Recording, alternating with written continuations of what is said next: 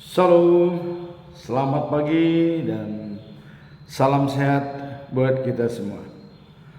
Firman Tuhan pada hari ini di hari yang ke-224 adalah tanggal 12 Agustus, diambil dari kitab Mazmur pasal 117 ayat yang pertama. Dengan perikop pujilah atau pujian bagi Tuhan. Itulah perikop pada hari ini, pujian bagi Tuhan. Sebagai nats adalah sebagai berikut. Pujilah Tuhan, hai segala bangsa. Megahkanlah Dia, hai segala suku bangsa. Pujilah Dia, hai segala bangsa. Megahkanlah Dia, hai segala suku bangsa. Itulah firman Tuhan pada hari ini. Kita selalu melihat pedoman kita dalam bulan Agustus, yaitu di dalam firman Tuhan Kolose pasal 3 ayat 9 sampai dengan 10 dengan perikop adalah atau topik hidup baru adalah hidup yang merdeka dari perbudakan dosa dan takut akan Tuhan. Itulah topik selama bulan Agustus. Hal tersebut dijabarkan dalam Kolose pasal 3 ayat 9 sampai dengan 10. Janganlah lagi kamu saling mendusta, karena telah meninggalkan manusia lama serta kelakuannya. Jadi jangan lagi berdusta karena sudah meninggalkan manusia lama dan kelakuannya, dan telah mengenakan manusia baru yang terus-menerus diperbaharui untuk memperoleh pengetahuan yang benar menurut gambar haliknya. Jadi kita itu selalu diperbaharui terus-menerus supaya bisa mengikuti gambar Allah yang ada pada diri kita. Itulah inti daripada bulan Agustus sebagai pedoman kita. Nah, kemudian yang perlu diperbaharui setiap hari. Jadi apa yang mau kita perbaharui supaya kita bisa menjadi manusia baru? Dalam Seven Habits, Stephen Covey mengatakan yang perlu diperbaharui atau minimum kita say hello kepadanya setiap hari. Yang pertama adalah spiritual capital, harta spiritual kita, yaitu utara sejati kita itu apa? Tuhan. Maka spiritual capital yang perlu kita jalankan. Dan dalam manajemen jati diri ada 4B yang perlu kita jalankan. Pertama adalah berdoa. Berdoa, komunikasi dengan Tuhan dalam setiap apa yang mau kita jalankan. Kenapa penting kita berdoa? Karena hari esok adalah suatu kepastian. Tapi pastikah bagi saya, bagi saudara? Disinilah kita komunikasi dengan Tuhan. Kalaupun tidak pasti bagi saya, bagi saudara hari esok, tapi kita sudah komunikasi dengan Tuhan, tidak masalah. 1 jam lagi, 2 jam lagi kita bisa meninggal. Atau dalam saat berkhotbah kita pun bisa jatuh meninggal. Maka disitulah pentingnya kita utara sejati kita komunikasi dengan Tuhan. Spiritual capital, harta spirit kita. Itu yang pertama kita lakukan. Kita langsung say hello kepadanya dan dikaitkan dengan berdoa. Yang kedua adalah physical capital.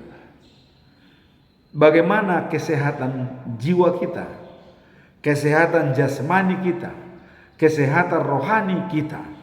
Dengan kita menjalankan spiritual capital, jasmani kita sehat dan rohani kita sudah disehatkan. Bagaimana jasmani? Disinilah olahraga teratur. Olahraga tidak harus lari, tidak harus jogging atau berolahraga besar, main sepak bola segala macam. Tidak.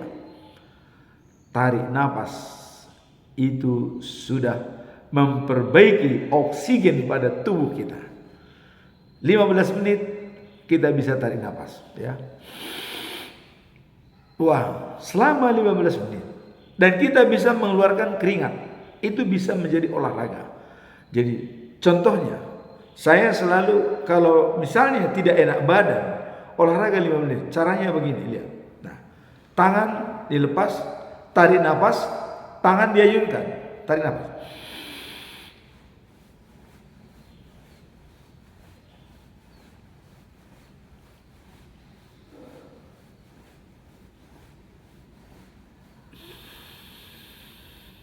Nah, jadi tangan diayunkan, tarik napas dan buang lewat hidung. Karena napas kita diciptakan oleh Tuhan untuk memperbaiki oksigen pada diri kita.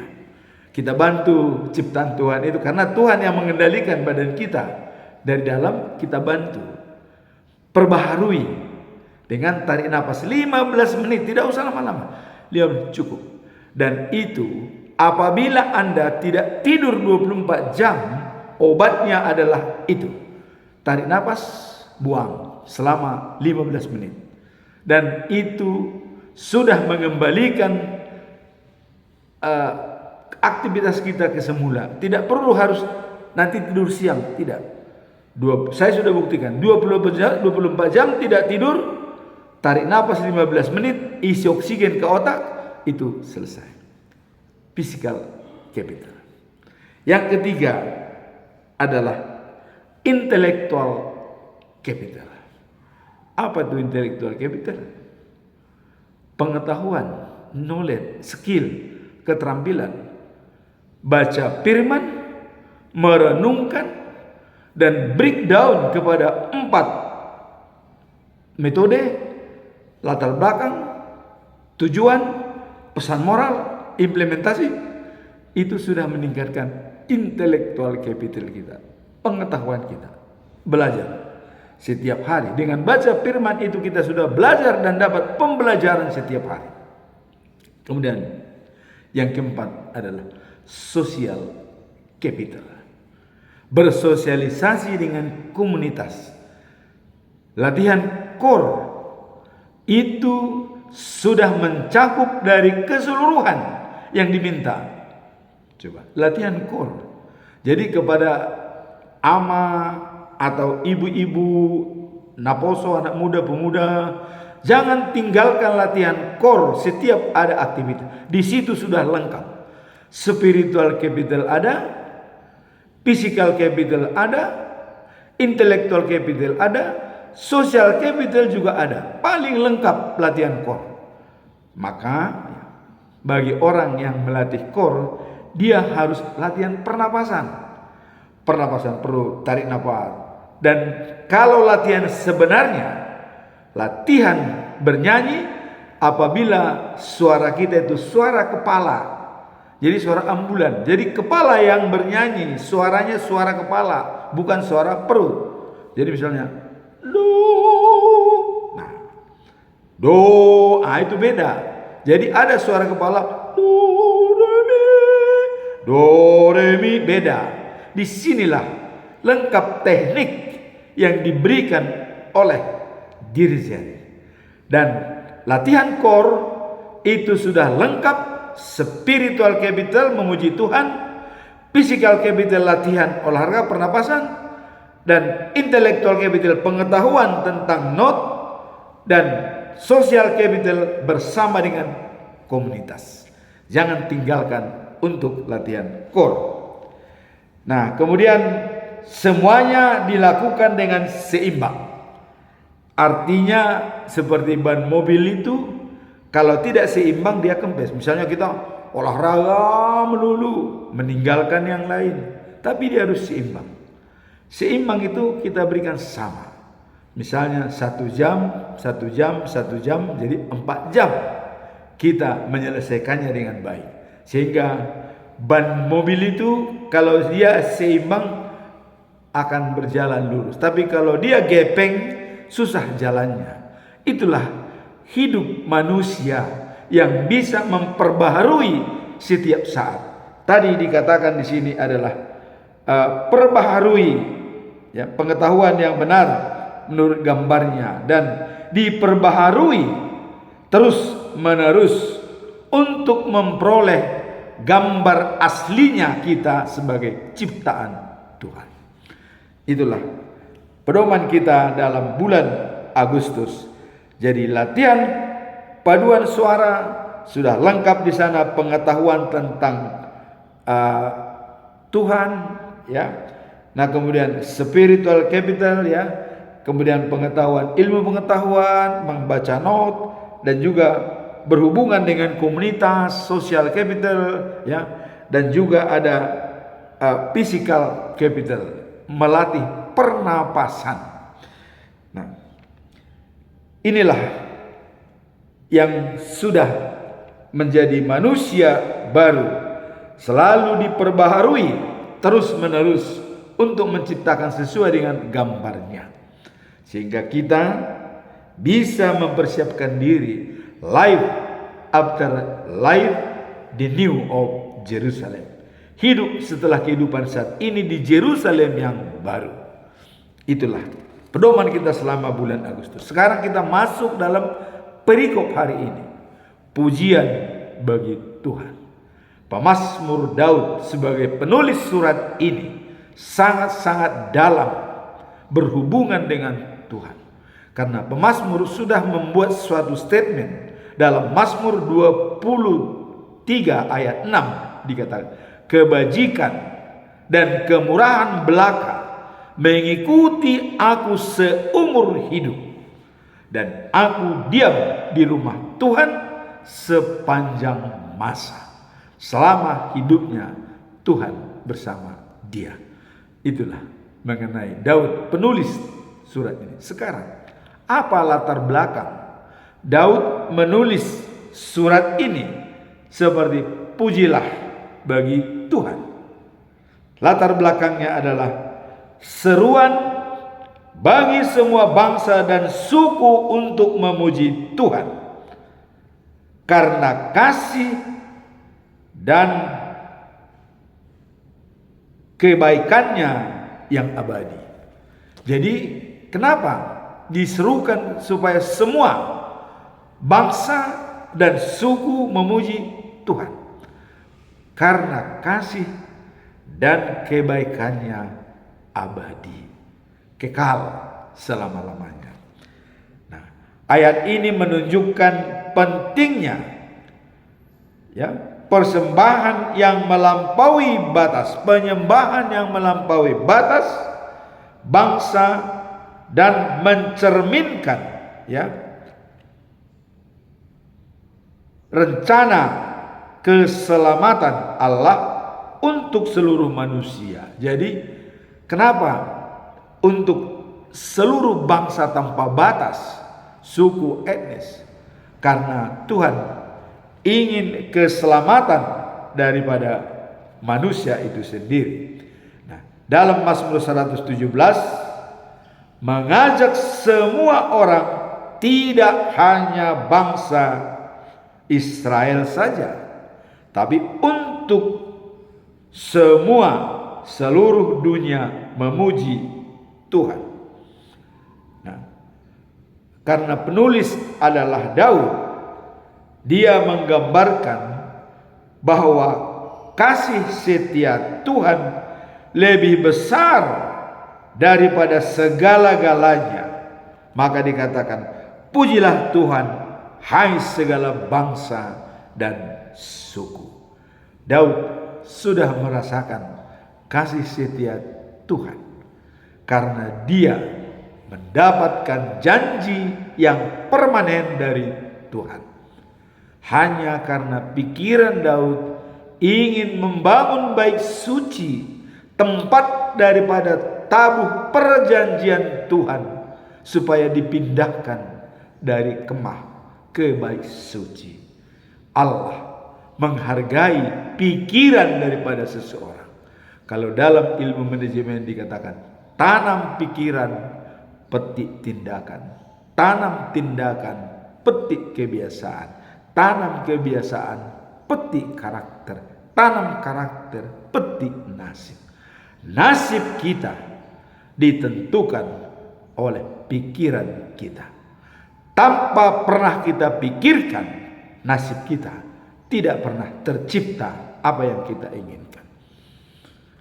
Misalnya, saya pikirkan akan berangkat ke Jakarta. Saya siapkan segalanya, saya persiapkan alat-alatnya, saya berangkat. Sampai ke Jakarta.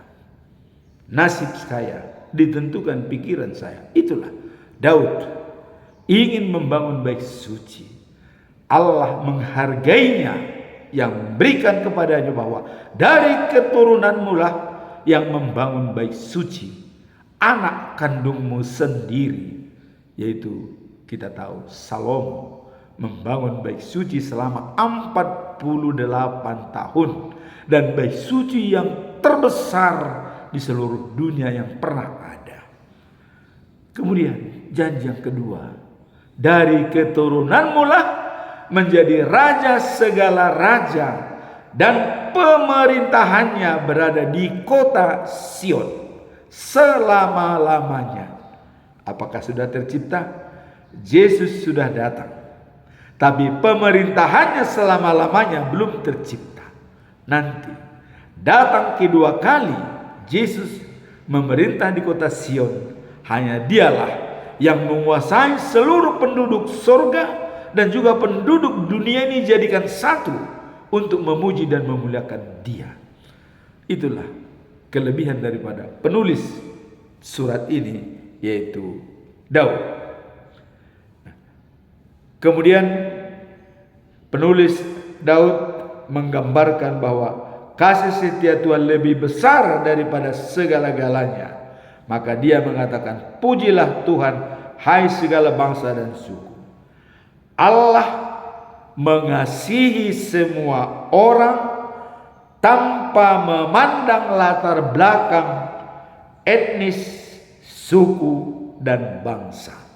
Tidak melihat suku, apakah hanya suku Israel? Tidak. Walaupun bangsa Israel sebagai sumber pemberitaan firman Tuhan dari Yerusalem, tapi Allah sayang kepada semua bangsa, etnis, dan suku.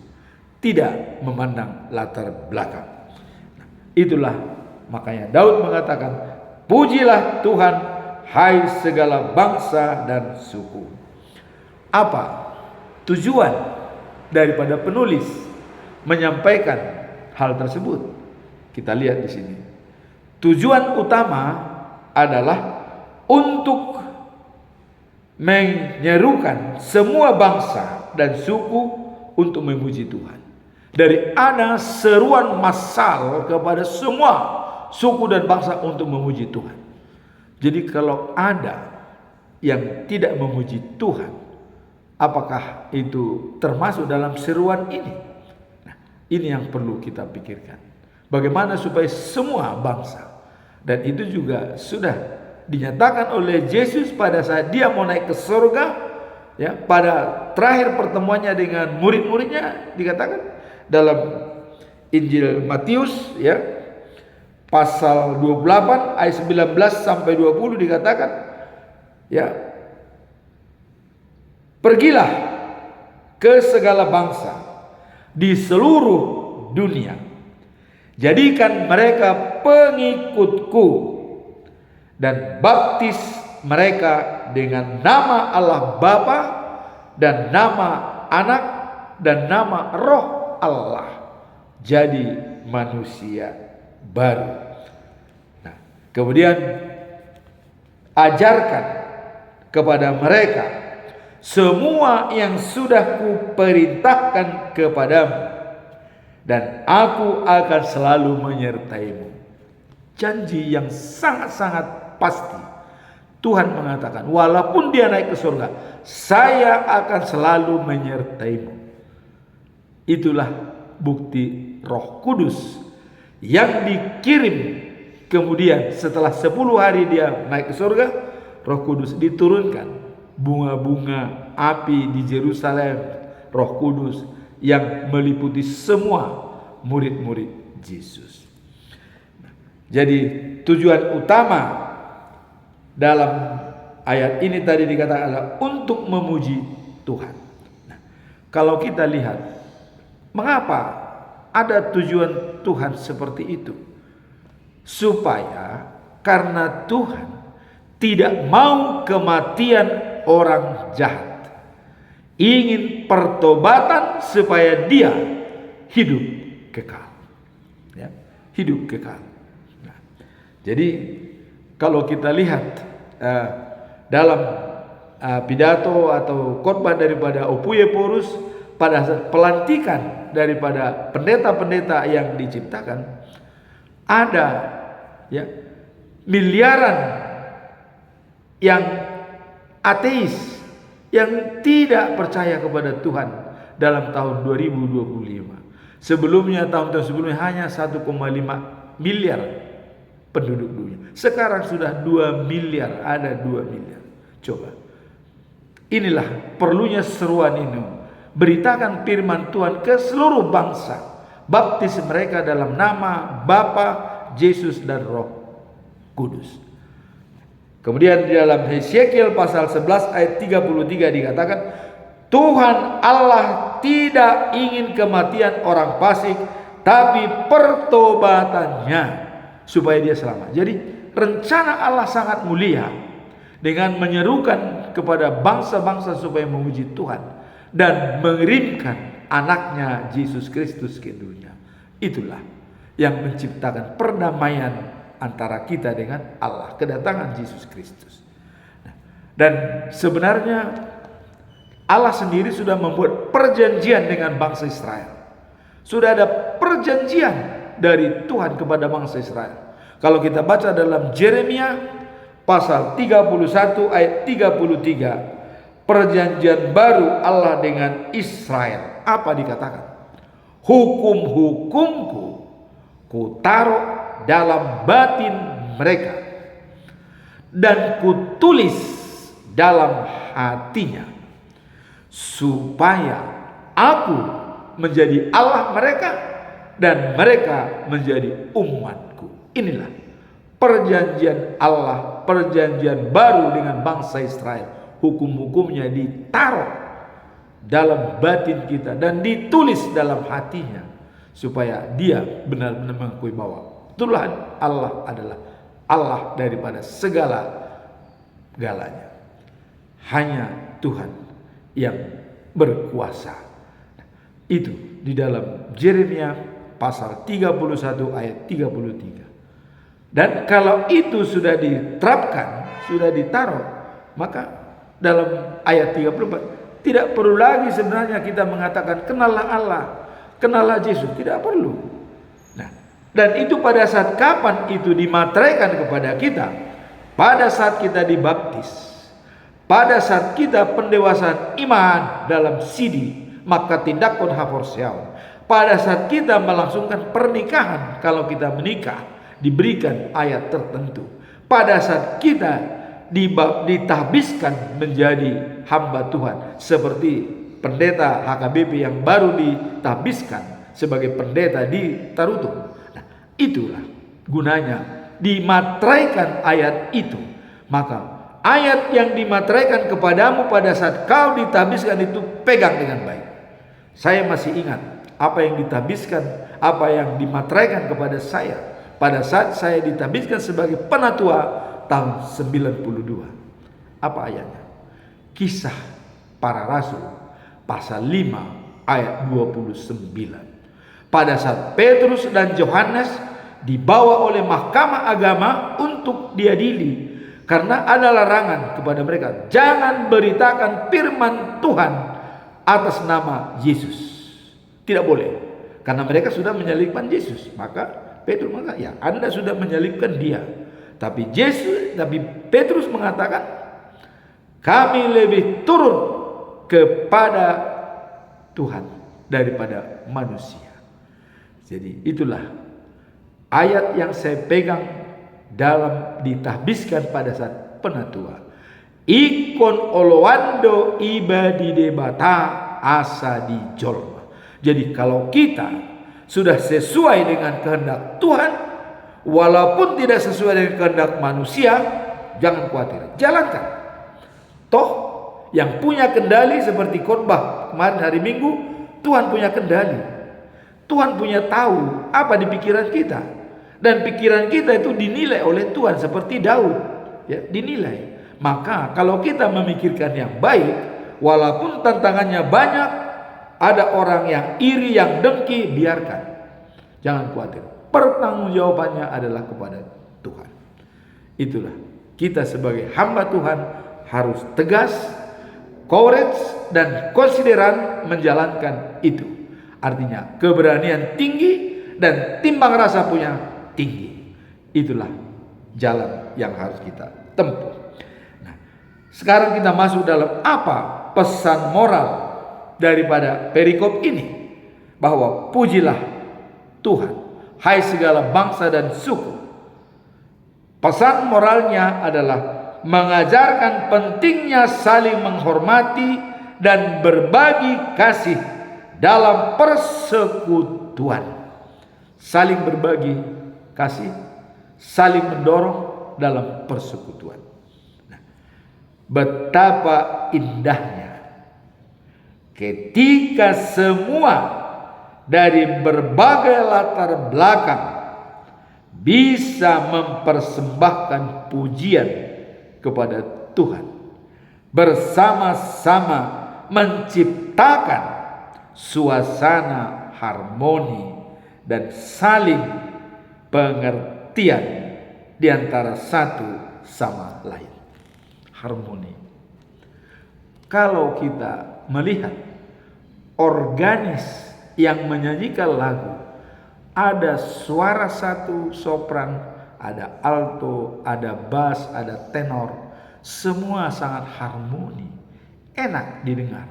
Juga trompet, sangat harmoni.